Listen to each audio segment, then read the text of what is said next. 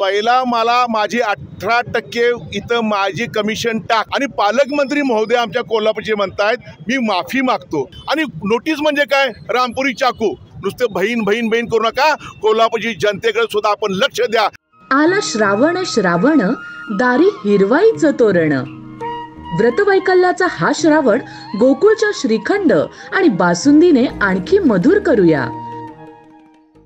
पहिला मला माझी 18% इथं माझी कमिशन टाक ठेकेदार मीच नेमणार आणि काम काय करतोय तू कुणी बघायचं नाही। म्हणजे तो ठेकेदार काम करणारा तो खरोखर डांबर त्या रस्त्यात टाकतो की जळको ऑइल टाकतो आणि काळे रस्ते करतो आणि म्हणूनच 6 महिने सुद्धा रस्ता इथं टिकत नाही अशी परिस्थिती या कोल्हापुरात गेली 3 ते 4 वर्ष आपण अनुभवतोय।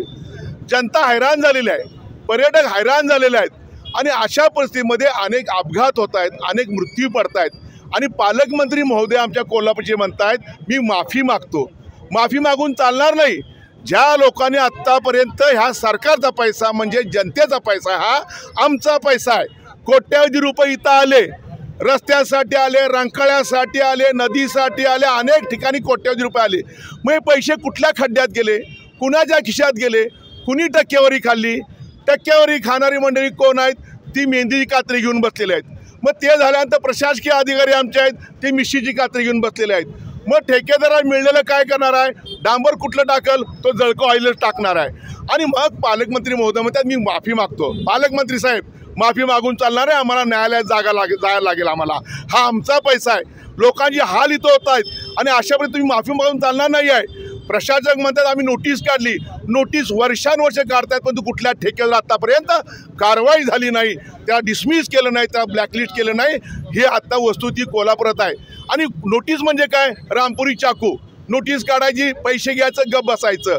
भविष्यामध्ये शिवसेना उद्धव बाळासाहेब ठाकरे जोपर्यंत कोल्हापूरला चांगली सुविधा मिळत नाहीत, चांगले रस्ते मिळत नाहीत तोपर्यंत आमची ह्याच्या पुढची आंदोलनं प्रशासक पालकमंत्री जे कोण अधिकारी असतील त्यांच्या विरुद्ध असतील आणि टक्केवारी खाणाऱ्यांना सुद्धा लक्षात ठेवलं पाहिजे। हे सगळं कोल्हापुरात ज्ञात आहे, कोण काय करते कोण काय करते। हा पैसा आमचा आहे, कुणाचा पैसा नाही सरकारचा, हा टॅक्समध्ये जमायला पैसा आहे। आम्हाला सुविधा मिळल्याच पाहिजेत, लोकांचे हाल थांबलेच पाहिजेत कुठल्या परिस्थितीमध्ये।